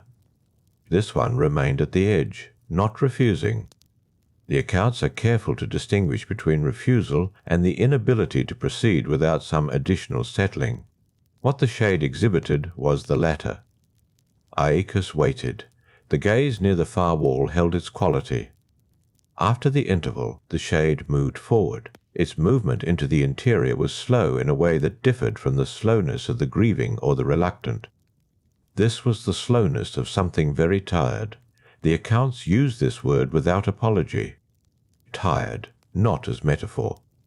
The shade had arrived carrying the specific weight of a life that had been effortful for a long span, and the effort had not, in the end, produced what the effort had been organized to produce. This too was a known kind of account. The hall had received many such. Aeacus began the weighing. The arcs of this life were numerous. The accounts note this. A long life, by the measure of the living world, and an active one. Many decisions. Many directions attempted. Many that had held for a time and then had not held. The earliest arcs showed a person of considerable movement. Reaching outward. Building. Arranging the conditions of a future that had seemed, at the time of its arrangement, like a reasonable expectation. The middle arcs showed the slow revision of those expectations. Not suddenly. The accounts are specific about this. There was no single reversal. Each expectation had given way in its own season, for its own reasons, with its own particular texture of disappointment. The child who had been imagined a certain way and had grown into a different way. The work that had been intended as legacy and had been received as ordinary or had not been received at all. The bond that had been sustained through great effort and had concluded without ceremony, dissolved by accumulated distance rather than any identifiable moment of fracture. Each of these the shade had absorbed. The accounts suggest it had absorbed them with considerable effort, had continued forward after each one, had reorganized itself around each revised expectation. This reorganization was not, in the weighing, counted as failure. The weighing does not count continued effort as failure. But the accounts note that the continued effort had cost the shade something that did not fully restore between one loss and the next. By the later arcs, the shade had arrived at a quieter life, not by choice, the accounts suggest. By the reduction of what remained available to choose between, the reaching had contracted. Not from wisdom, though wisdom was present in modest degree, from the simple fact that the things that had been reached for had proved, over time, to be at a greater distance than the shade's remaining reach could cover. The tellers handle this portion of the account with a particular steadiness.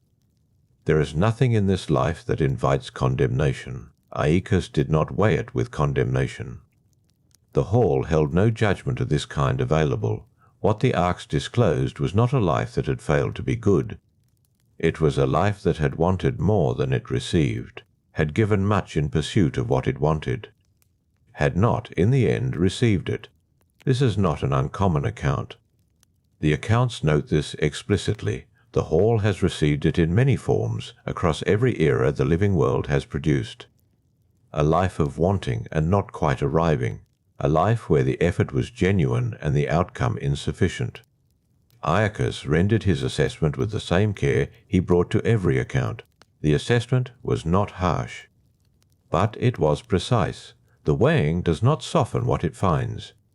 It records the arcs. It notes their directions. It determines what was given and what was withheld, and whether the withholding was chosen or circumstantial. In this case, the arcs had not been turning at their end. The last seasons showed a contraction rather than a reorientation. The shade had not, in its final period, begun the slow work of examining what it had organized its life around. It had continued in the direction of its habit, which was the direction of wanting. The wanting had grown quieter, because the shade had grown tired. But it had not changed direction. Aeacus rendered this without addition. The shade received the rendering in the way of the deeply tired, which is to say, it received it without resistance, but also without relief. The accounts describe this reception as something like recognition, not surprise. The shade had carried the knowledge of its own diminishment for a long time. Having the arcs named in the grey interior of the hall did not alter what they were. It only confirmed them. This was, the teller's note, a particular kind of weight to carry into whatever lay beyond the threshold. The shade remained in the interior for a moment longer than most. Aeacus did not move it along. The gaze near the far wall held its quality, present, without inference. Then the shade turned and moved into the deeper grey of the realm's interior, not toward the Lethe the accounts suggest, though they acknowledge uncertainty about the paths of specific shades past the hall. Into the country that lay beyond Aeacus and his cold stone floor and the unchanged light, into whatever the long country offers to the tired. The stone floor held the memory of its weight for the duration of such things, then did not. The threshold received what came next.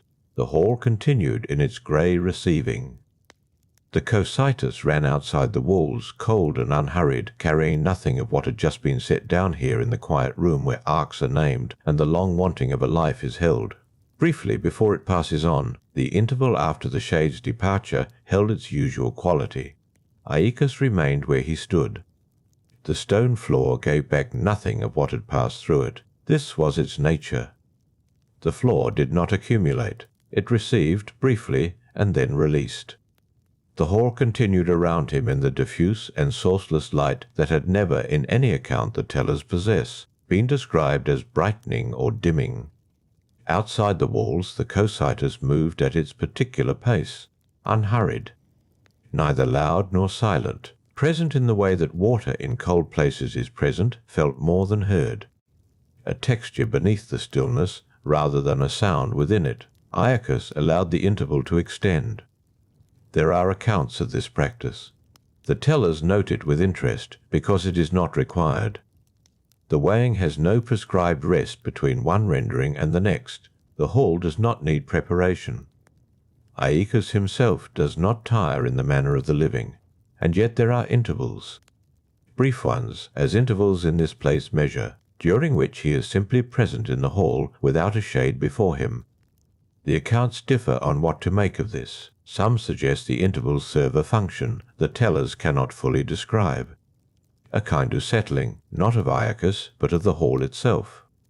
As though the space requires a moment to complete its receiving before it begins again. Others note only the fact of the intervals without interpretation. The tellers in this tradition hold that assigning function to what cannot be confirmed is its own kind of imprecision. They record only the interval occurred. Aeacus stood. The hall was empty of arrivals. Both traditions agree on what the interval contains. Very little. The light did not shift. The Cocytus continued. The gaze near the far wall held its quality, as it did whether a shade was present or absent, whether a weighing was underway or concluded. This is one of the details that appears across nearly every account without variation. The gaze near the far wall does not change with circumstance. It is present in the same way regardless of what the hall holds. The tellers have noted that it was present during the weighing just concluded, present during the interval now, present, presumably, during every interval before and between. What it witnesses, if witnessing is the correct word, the accounts do not say.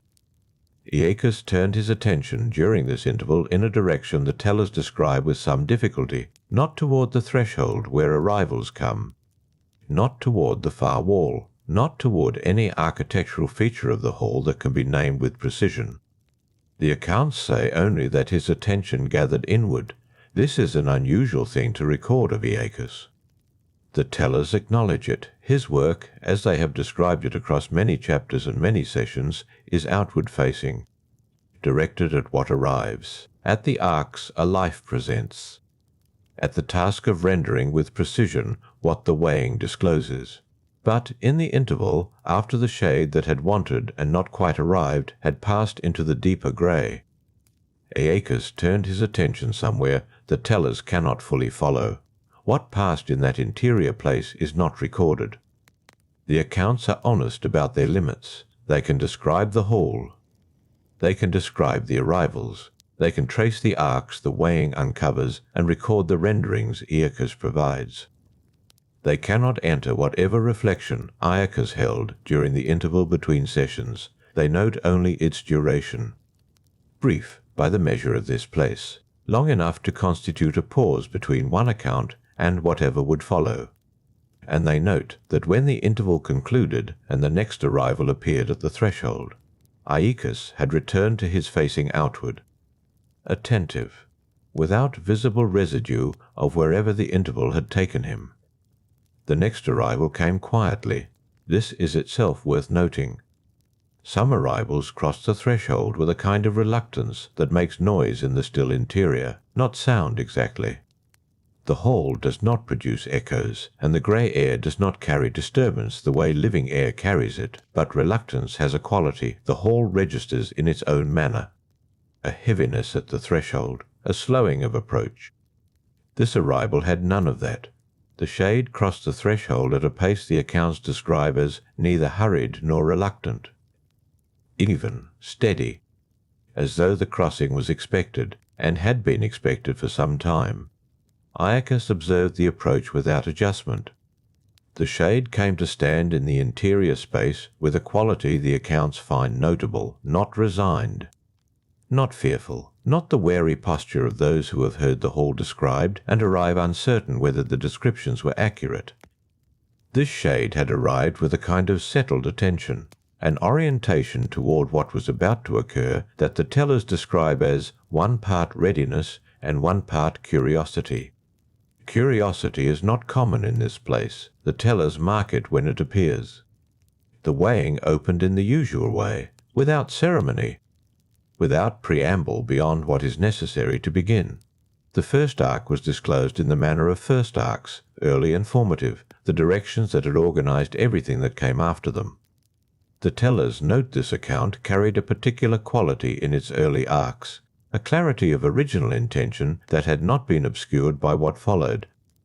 The shade had known, early, what it valued, had not been uncertain about this in the way some accounts reveal uncertainty at the root. The clarity had been genuine. What followed was not the erosion of that clarity. The accounts are careful about this distinction. The clarity had persisted. What the middle arc showed was the contact between clarity of intention and the actual texture of the living world, which does not organize itself around individual clarity, however genuine. This collision is one the hall receives in many forms. The shade had held its intention. The world had moved in ways that did not accommodate it, and the shade, holding its clarity and finding the world unaccommodating, had faced the long work of deciding what to do with that discrepancy. This is where the account became particular. The shade had not abandoned the intention, had not revised it into something smaller and more achievable, had not, on the other hand, hardened around it into bitterness. The middle arcs showed something the tellers find harder to name than either of those more familiar patterns. A kind of sustained questioning, not doubt, the accounts suggest. Not the corrosive variety, more like a regular returning to the original intention to examine whether it still described what the shade actually wanted or whether it had become a habit of wanting. The distinction, the accounts note, is one the weighing attends to carefully. Aeacus followed these arcs with his particular steadiness, the cold stone floor beneath, the light unchanged above, the cositus running outside in its unhurried course, indifferent to what the hall held. The shade stood in its even posture, receiving the weighing with the same quality it had brought to the crossing. Attentive, not braced. The gaze near the far wall remained, present without inference, holding its quality across the threshold of one account and into the opening of the next, as it had held through every interval and every weighing the hall had gathered into its grey and patient interior. The rendering had not yet come. The arcs continued their disclosure. The hall received them one at a time with the unhurried attention that was all it had ever offered and all it had ever needed to give. The later arcs arrived in the manner of later arcs, not with diminishment, not with the narrowing that sometimes characterizes a life pressed toward its end. These arrived with a different quality, a settling. The tellers note it when they see it in an account, because it is not universal. Many accounts show, in their later arcs, a gradual accumulation of concession, small retreats from earlier positions. the self-contracting around whatever proved sturdy enough to hold. This account showed something else. The later arcs showed the sustained questioning arriving at last at a kind of answer, not a resolution the tellers would describe as final or complete, more like a point at which the questioning had gathered enough of its own history to rest briefly on what it had found. What it had found was not a vindication of the original intention, nor its refutation. The weighing disclosed something more patient than either. The shade had come to understand, across the long middle span of its account, that the original intention had been genuine, and that the world's failure to accommodate it had also been genuine, and that neither of these facts cancelled the other. This is the kind of understanding the Hall receives without comment. Aeacus did not respond to it differently than he responded to other disclosures.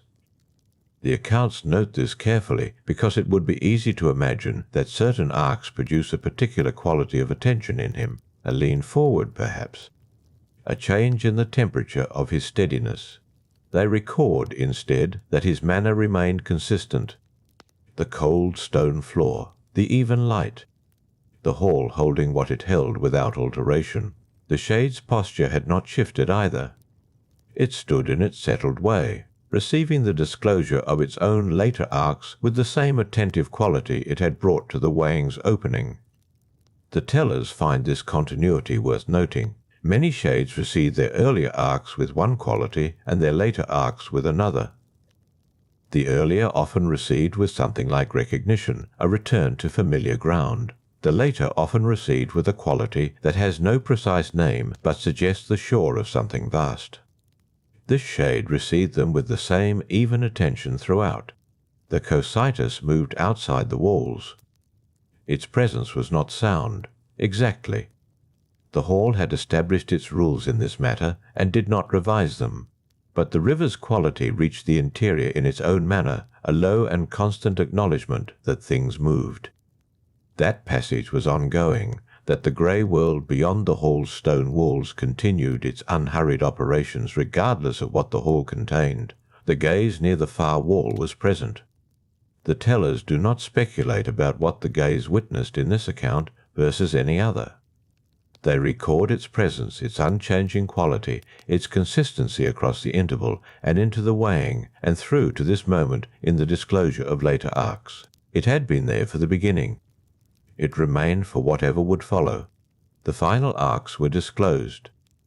The accounts describe this moment in terms of the account's own character rather than in terms that import drama from elsewhere. There was no heightening of atmosphere. The light did not shift. The hall did not alter its quality of reception. What happened was simply that the disclosure reached its end. The last arc offered what the last arc held. And what it held was this: the shade, in its final passage toward the threshold of the hall, had carried its questioning with it, had not set it down in the final stretch, had not, in the manner of some accounts, arrived at a simplified version of itself in order to make the crossing easier. The questioning had accompanied it to the very edge of the living world and across. The tellers find this notable without knowing precisely how to characterize it. Curiosity. They said at the beginning, is not common in this place. They said it when the shade crossed the threshold. They did not revise the observation. The shade had arrived curious and had carried that quality through the weighing without losing it to either resignation or relief. Aeacus received the completed account.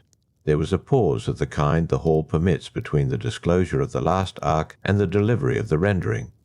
Not long by any measure, brief enough that it might not be noted if the accounts did not attend to it.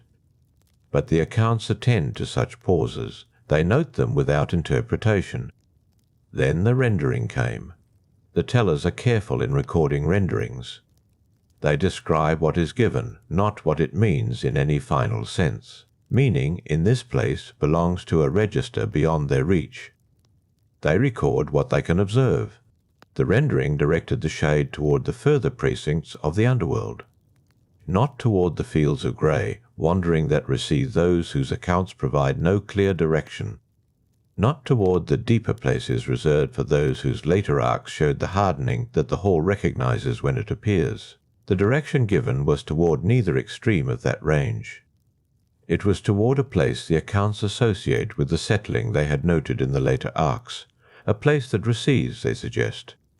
Those whose accounts show a sustained engagement with the original terms of their own existence, not a place of radiance, not the Elysian fields that the old stories reserved for heroes and the chosen, something quieter than that, a place that the accounts describe as having the quality of a question answered well enough to rest in. The shade received the rendering in its characteristic manner. It did not express relief, did not resist, did not ask for revision or clarification. It received the direction with the same settled attention it had brought to every stage of the weighing, and it turned. And it moved toward the threshold of departure. The accounts follow it to the threshold. No further. They can describe the hall. They can describe the arrivals. They can trace the arcs and record the renderings. What lies beyond the threshold of departure is outside the range of what they hold. The shade crossed, and the hall received what the crossing left behind, which was, in the manner of all departures, very little, a slight shift in the quality of the interior space. Not a change in light or temperature. The hall does not register departures through such physical means. Something more like the way a room changes when a presence that has been still for some time finally moves. The quality of the stillness alters slightly, redistributing itself around the newly opened space. And then it settled. The hall returned to its resting quality. The cositus continued outside the walls. The gaze near the far wall held its position, unchanged in character, unchanged in its quality of presence, holding the now empty interior with the same attention it had held the weighing from beginning to rendering. Aeacus stood facing outward. The interval opened again, brief by the measure of this place. The accounts note it, record its duration, and remain outside it, as they always remained outside the intervals, honest about their limits, patient with what they could not reach, the cold stone floor, the even light, the unhurried river, and in the stillness, very faint, the imagined weight of a coin, that small and particular object the living world places beneath the tongue of the newly dead, dissolving now into the grey air of the hall. Spent and purposeless, its ferry already taken, its crossing already made, the interval did not last. That is what the accounts note first, after the coin's dissolution. Not the interval's end in any dramatic sense, only its completion. One thing had been present, then it was not. The hall received this without adjustment. Aeacus turned. This is the motion the accounts record at the opening of each new arrival sequence, the turn from the threshold of departure back toward the threshold of entry. It is not a slow turn in the accounts. It is not described as deliberate or weighted. It is simply the motion appropriate to the moment. The judge faces the direction from which the next account will come. The hall held the quality of its resting state, cold stone floor. Even light, the cositus beyond the walls. The gaze near the far wall, unchanged. And then the threshold of entry admitted another shade. The accounts register this arrival with the same notational care they bring to all arrivals. Not heightened, not diminished. A shade crossed the threshold, and the hall received it, and the recording began. This shade was different in character from the one that had just departed. The tellers note the difference without making comparison. They are not in the practice of ranking what arrives. But character, they observe, is present in a shade from its first moment in the hall, and this shade's character was not the settled curiosity of the last. It was something the accounts describe as unresolved weight. Not resistance precisely, not refusal. Unresolved weight is the term they use, a quality they have observed before in shades whose lives held within them something that was not completed before the crossing. Not in the sense of a task unfinished. The accounts do not hold commerce with practical incompleteness. What they mean by unresolved weight is a state of interior tension that did not resolve before the ferry crossed. This is one of the tensions the hall knows. It is not uncommon. The accounts, taken together, show that many shades arrive carrying a version of it. The hall does not alter in its reception of them. It does not lean toward resolution on their behalf. It receives the weight as it receives all things, steadily and without preference. Aeacus received the shade. The disclosure began. The tellers follow the early arcs of this account with care, because the early arcs are where the unresolved weight was laid down. Not in the shade's final years, not in the later arcs that the weighing often emphasizes. The weight in this account had its origin early, had been carried for a long time, had shaped the middle arcs and the later arcs in ways that were not always visible on the surface of the account. This is one of the difficulties the hall faces with unresolved weight. When weight is carried long enough, it becomes part of the carrying. The shade does not experience it as weight anymore. It experiences it as posture, as the ordinary way of moving through a life. And when the hall weighs what the shade brings, it must account for what has been so thoroughly inhabited that it no longer presents itself as a problem to be addressed. The accounts describe this as among the more demanding conditions they record. Not the most demanding. There are accounts the tellers approach with more deliberation. Accounts where the weight is not quiet but loud, not carried but wielded. Those receive their own quality of attention. But this shade's condition is demanding in a different way. It requires the weighing to find what is not clearly marked. Aeacus did not alter his manner. The accounts are careful to note this. There is no leaning, no slowing of the process in response to the difficulty. The hall does not reward difficulty with extra accommodation. It responds to each account with the same quality of attention, regardless of whether that attention finds its work easy or not. The early arcs were disclosed. The middle arcs followed. The unresolved weight was visible in both. Not loudly, not in ways that the shade itself would have named had it been asked while living.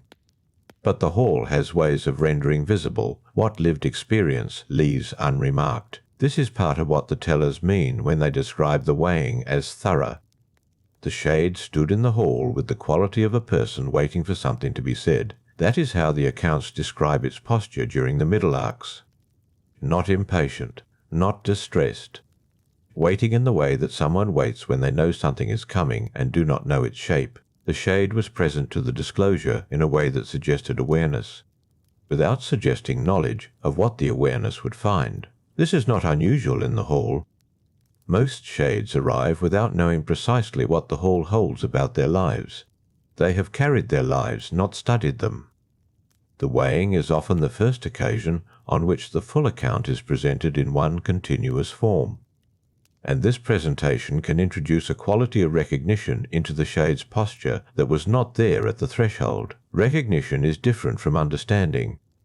The accounts observe this distinction with some care. A shade may recognize the arc being disclosed without having, in that moment, understood what the arc means in the terms the hall uses. Recognition is the simpler register. Understanding, when it comes later. Sometimes during the weighing, sometimes not until the shade has crossed the threshold of departure. Whether it comes at all in any particular case is not something the accounts can confirm. They follow to the threshold. No further. The later arcs of this shade's account came into the weighing with a quality the tellers describe as quieter than the early ones. The unresolved weight had not grown louder in the late years. It had not been addressed or transformed. It had simply, over time, become part of the interior landscape the shade inhabited, present but no longer standing in the foreground. Whether this is a form of resolution or a form of accommodation is a question the accounts do not settle. They note the change in quality. They record that the weight remained. They observe that the shade carried it to the threshold of death with the same posture it had carried it through the later years, neither bent beneath it nor free of it. This is what the hall holds. The disclosure continued toward its final arcs. The gaze near the far wall held its position. The cositus moved outside, its presence felt in the walls in the way that it was always felt. Low, continuous. neither closer nor further than it had been at the arrival. Aeacus stood in the manner the accounts record. The late arcs were received, the final arc approached, and with it came the particular quality of attention the whole gives to the place in any account where the unresolved weight last appears, where the last evidence of its character and its history is laid before the weighing. The final arc of this account held what it held. The tellers do not describe it in terms that would collapse its particularity into a type. They have seen unresolved weight before. They have not seen this exact weight before, carried in this way by this shade across this particular span of years. Each account is its own account. This is among the principles the Hall does not state aloud, but the accounts reflect it in the way they are kept. Every record is kept separately. Every shade receives its own notation. The rendering that will come will be given to this shade, not to the pattern of which this shade is one example. The final arc offered its last material. The pause that followed was of the kind the Hall permits. Brief, noted without interpretation, and in the resting quality of that pause, the cold stone floor beneath the shade's feet and the even light above, and the unhurried weight of all that had been brought across the ferry and laid before the weighing, the Hall held what it held and waited for what came next. What came next was the rendering. The accounts describe it simply. Aeacus moved his attention from the final arc to the whole. This is the part of the weighing that the tellers find most difficult to put into words, not because it is dramatic, but because it is complete. The full span of a life gathered into one continued regard, not reviewed, not scored, regarded. The shade stood with its hands at its sides. That detail appears in several accounts of this particular posture. Hands at the sides, not clasped, not raised. The posture of a person who has finished speaking and is no longer arranging what they will say next. Aeacus drew his notation. The accounts do not describe the notation in full. They acknowledge it occurred. They record that the notation for this shade was made in the Hall's keeping, that it joined the long record of accounts which the Hall holds not in any room that shades can see, but in the structure of the place itself. In the grain of the stone, in the manner the even light persists above every weighing without requiring a source. This is how the tellers speak of the Hall's memory, not as a library, as a quality of the place. The rendering was given. No voice is raised in the Hall during a rendering. The accounts are firm on this point. Whatever passes between the presiding judge and the shade in the moment of rendering, it does not pass as announcement. It passes as a disclosure, in the same register as the rest of the weighing. Even, unhurried, neither softened nor amplified. The shade received the rendering in the posture it had maintained throughout. The tellers note this. There was no collapse, no sharp change in how the shade held itself. The rendering arrived and was received, and the shade's posture adjusted in the way that posture adjusts when something has been concluded rather than when something has been struck. This is a distinction the accounts preserve carefully. A shade that collapses at the rendering is a shade for whom the rendering arrives as a surprise. This shade did not collapse. That is recorded. What the rendering found in the shade was not surprise. It found something that the tellers describe as a kind of settled recognition, the recognition that the middle arcs had begun to introduce, now completed by the knowledge of where the account had placed the shade in the Hall's ordering of what follows. Where that ordering pointed, the accounts do not say directly. They say only that the shade turned toward the threshold of departure, that the turn was unhurried, that it moved with the quality of movement the Hall tends to produce in those who have received the rendering and found in it something their posture was already prepared to hold.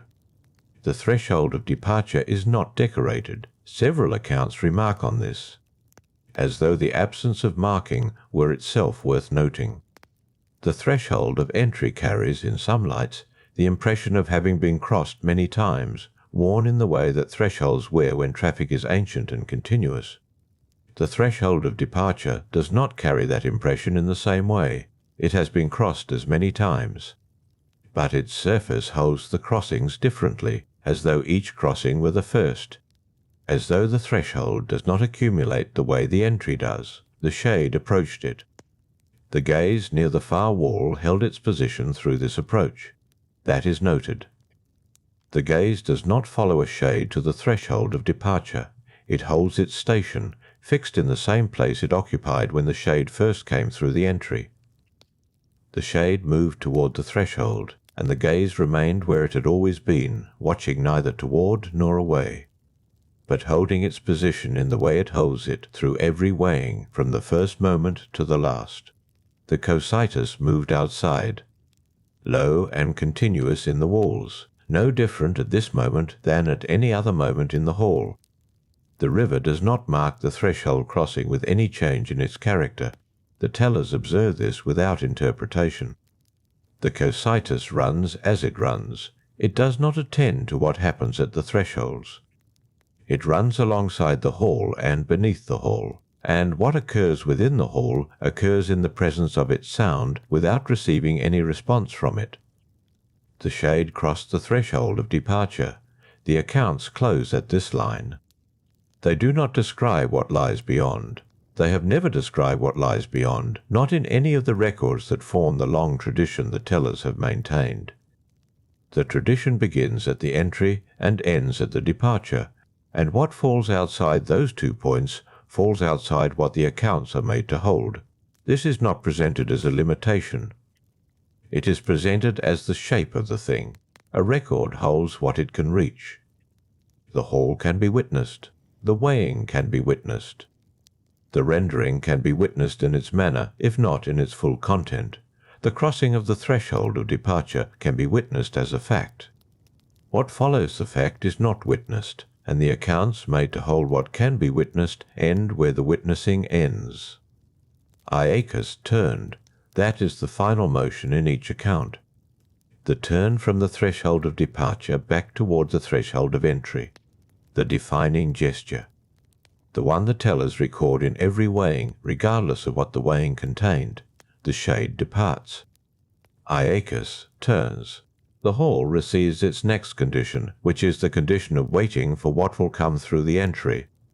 The cold stone floor holds the quiet. The even light remains above.